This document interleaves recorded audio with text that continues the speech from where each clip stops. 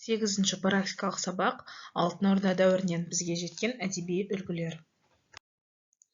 Жоспары: Алтын Орда дәуірінен бізге жеткен әдеби үлгілер. Алтын Орда дәуірінің әдебиеті.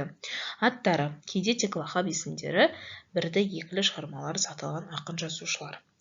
Рабғузи, Сайф Сараи Құтб, Дүрбек Сақақи, қорытынды. Алтын Орда дәуірінен бізге жеткен әдеби үлгілер. Алтын Орда дәуірінен 13-15 ғасырлар аралығында бізге жеткен әдеби мұралар түркі халықтарының мәдениеті мен әдебиетінің маңызды бөлігін құрайды. Бұл кезеңде жазылған шығармалар негізінен көне түркі қыпшақ оғыз және шағатай тілдерінде болған. Төменде сол дәуірден жеткен негізгі әдеби үлгілерді атап өтейік. Жүсіп баласағұн Құттыбілік. Бұл шығарма Алтын Орда дәуіріне жеткен дейін жазылғанмен, оның идеялары мен мәтіні осы кезеңде де кеңінен қолданылды. Мемлекет басқару, әділет, білім, бақыт туралы жазылған дидактикалық еңбек болып табылады. Ахмет Югиндидің Ақиқат сыйы шығармасы 12-ші ғасырда жазылған, Алтын Орда дәуіріндегі түркі әдебиетіне ықпал еткен моральдық дидактикалық шығарма. Сайф Сарай Гүлстан бит Түрки шығармасы 14-ші ғасырда шығарылған. Бұл парсы ақыны Саадидің Гүлстан шығармасының түркі тіліне аудармасы болып табылады. Шығармада адамгершілік, ізгілік, әділеттілік мәселелері қозғалады. Одан кейін Құтб Хұсрау мен Шырын шығармасы 14-ші ғасырда жазылған. Низамидің парсы тілінде жазылған Хұсрау мен Шырын дастанының түркі тіліндегі нұсқасы. Махаббат, әділдік, адалдық тақырыптарын қамтиды. Дүрбек Жүсіп Зулейха 14-15 ғасырлар аралығын қамтиды. Ислам дәуіріндегі діни ғибраттық шығармалардың бірі. Бұл Құранда кездесетін Жүсіп пайғамбар мен Зулейха туралы хикаяның көркем баяндалған нұсқасы болып табылады. Одан кейін Насируддин Рабғузи Қисас әл-Әнбия 14-ші ғасырлар аралығындағы шығарма болып табылады. Пайғамбарлар өміріне арналған тарихи діни еңбек. Түркі халықтарының арасында кең таралған деседі. Одан кейін Оғызнаме, бәрімізге белгілі, 13-14 ғасырлар аралығын қамтиды. Түркі халықтарының мифтік эпос болып табылады. Оғыз Қаған туралы аңыздарды қамтиды. Махаббат Наме Хорезмидің шығармасы болып табылады. 14-ші ғасырда жазылған, махаббат тақырыбында жазылған лирикалық дастан. Түркі тіліндегі алғашқы сүйіспеншілік туралы шығармалардың бірі. Кейіннен Темірнаме 15-ші ғасырларда Әмір Темірдің өмірі мен жорықтары туралы баяндалған шығарма болып табылады. Шығыс әдебиетінің тарихи деректерін қамтиды. Едіге жыры 14-15 ғасырларды қамтиды. Алтын Орда дәуіріндегі батырлық эпостардың бірі. Ноғайлы дәуіріндегі Едіге батыр туралы жыр болып табылады. Алтын Орда дәуірінің әдебиеті. Алтын Орда дәуірінің әдебиеті 13-ші ғасырдың екінші жартысынан 15-ші ғасырдың соңына дейін өмір сүрген Алтын Орда мемлекетінің әдебиеті. Алтын Орда 13-14 ғасырларда күшті мемлекет болып тұрды. Бұл тұста оның мемлекеттік беделі көтеріліп, көрші елдермен қарым-қатынасы нығайды. Шаруашылығы, мәдениеті өркендейді. Осы кезде Алтын Орда қол астындағы жерлерде, әсіресе Батый сарайы, Берке сарайы, Керчь, Үргеніш, Хорезм, Сығанақ сияқты кенттерде қолөнер, ғылым, әдебиет, көркем өнер өсті. Ол бір жағынан түркі текті ру тайпалар мен халықтардың мәдениетінен Әл-Фараби, Әбу Әли ибн Сина, Әл-Бруни, Ас-Санаки, Би-Исқақ, Фирдауси, Низами, Ахмет Ясауи, Сүлейман Бақырғани тәрізді ғалымдар мен ақындардың мұраларын пайдалану, ілгері дамыту. Екінші жағынан көрші елдер мәдениетінен үйрену арқылы өсіп өркендеді. Алтын Орда халқының басым көпшілігі түрік текті ру тайпалар, халықтар, солар ішінде қыпшақ оғыздар болды. Сондықтан Алтын Орда дәуірінің әдебиеті түркі тайпалары мен халықтарының бәріне бірдей түсінікті. Олардың әдеби тілі шағатай тілінде, әсіресе оның қыпшақ, оғыз яки солтүстік диалектісінде жазылған болатын. Алтын Орда дәуірінде өмір сүрген ақын жазушылардың жасаған жазба нұсқалардың әдеби шығармалардың көбі ұмытылып жоғалып кеткен. Аттары кейде тек лақап есімдері, бірді-екілі шығармалары сақталған ақын жазушылар.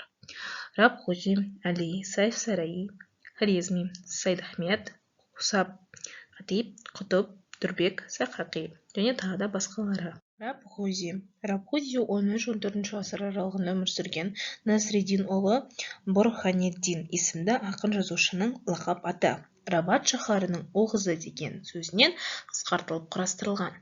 Тарихтағы ол көбінесе осы лақап атымен аталады. Рабғузидан қалған әдеби мұра Қиссасу әл-Әнбия атты үлкен жинақ. Онда 79 қисса хикая, ертегі аңыз, әңгіме, өлең, тарих, шежіре, мақала бар. Оларда жер, көк, адамзат, хайуанат, адам ата жайлы әулие, әнбиелер мен пайғамбарлар, сахабалар туралы баяндалады. Ізгілік, адамгершілік, зұлымдық, қайырымдылық, махаббат, ғадауат, қастық, достық және тағы басқа сөз етіледі. Әли 13-14 ғасырлар аралығында өмір сүрген Хорезмнан шыққан ақын. Қисса Жүсіп деген дастан жазған. Онда Фирдауси жырлаған Жүсіп пен Зылиха жайындағы аңыз баяндалады. Өзі мен шығармалары жөнінде осыдан басқа мәлімет жоқ. Саиф Сараи Гүлстан атты шығармасымен әйгілі болған. Ол шираздық Сахдид ақынның Бустан атты шығармасын негізінде жазған. Соның кей жерін қысқартып, кей жерін ұзартып, өзінше жырлаған. Құтып, Хисрау шырын, Фархат шырын дастандарын жазған. Бұларды автор өзінен бұрынғы ақындар баяндаған тақырыптарды өзінше жырлайды. Бұл екі дастанында Аттас Низами шығармаларының түрікше нұсқасы десе де болады. Дүрбек 14-15 ғасыр аралығында өмір сүрген мұсылман елдерінің бұрын-соңды өткен ақындарын жырлаған. Жүсіп Зылиха аңызын түркі тіліне дастан еткен. Осы тамаша аңызды өз тілімізде дастан етіп жазуды мақұл көремін деді де ақын. Оны 1409 жылы аяқтағанын аңғартады. Дүрбек жайында басқа мәлімет жоқ. Сақақи Сырдария мен Амудария аралығынан мекендеген ру тайпаларынан шыққан. Алтын Орда дәуірінің үлкен ақындарының бірі. Өлеңдерінің көбіне дүние жайында лирикалық болып келеді. Қорытынды, бұл әдеби мұралар түркі халықтарының ортақ мәдени байлығы саналады. Олар тек көркем шығарма ретінде ғана емес, тарихи, лингвистикалық және мәдени дереккөз ретінде де құнды. Сонымен қатар, Алтын Орда дәуіріндегі шығармалар қазіргі түркі тілдерінің, соның ішінде қазақ тілінің қалыптасуына ықпал етті. Қорытындылай келе, Алтын Орда дәуірінен жеткен әдеби мұралар біздің өткеніміздің бірегей айғағы. Бұл шығармалар арқылы біз сол дәуірдің рухани әлемін, тілдік ерекшеліктерін және мәдени байланыстарын түсінуге мүмкіндік аламыз. Осы мұраларды зерттеу және насихаттау түркі халықтарының ортақ құндылықтарын сақтау мен дамыту жолындағы маңызды қадамдардың бірі болып табылады. Келесі тапсырмаларға кезек береміз. Бірінші тапсырма кім жылдам ойыны. Саиф Сарайдың Гүлстан бит түркі шығармасы қандай туындының аудармасы болып табылады және оның негізгі идеясы қандай? Сұраққа жауап береміз. Құтыптың Хұсрау мен шырын дастаны қай ақынның шығармасына негізделген және қандай тақырыптарды қамтиды? Үшінші сұрақ, Оғызнаме шығармасында қандай тарихи тұлға туралы айтылады және бұл шығарма түркі халықтары үшін неліктен маңызды? Төртінші сұрақ, Махаббатнаме шығармасының авторы кім және ол қандай жанрда жазылған? Бесінші, Едіге жыры қандай тарихи оқиғалар мен кейіпкерлерді сипаттайды және ол қандай халықтардың ауыз әдебиетінде сақталған? Алтыншы сұрақ, Алтын Орда дәуірінен жеткен қандай шығармалар діни ғибраттық мазмұнға ие және де олардың тәрбиелік мәні қандай? Келесі екінші тапсырма өзіндік жұмыс. Сұрақтарға тест түрінде жауап береміз. Саиф Сарай қандай шығармасымен танымал? А. Құттыбілік, Б. Гүлстан бит түркі, С. Махаббатнаме, Д. Оғызнаме. Екінші сұрақ, Құтыптың Хұсрау мен шырын шығармасы қай ақынның еңбегі түркі тіліндегі нұсқасы? А. Саади, Б. Низами, С. Рабғузи, Д. Ахмет Игуники. Үшінші сұрақ, Қиссас әл-Әнбия шығармасы не туралы? Батырлар жыры, пайғамбарлар тарихы, Әмір Темірдің өмірі, сұлтандардың шежіресі. Келесі сұрақ, Алтын Орда дәуірінің әдеби мұраларында қай тіл басым қолданылған? А. Қыпшақ, оғыз тілі, Б. Парсы тілі, С. Араб тілі, Д. Моңғол тілі. Едіге жыры қандай жанрға жатады? Лирикалық поэма, батырлық эпос, діни трактат, ғылыми еңбек. Махаббатнаме шығармасының негізгі тақырыбы қандай?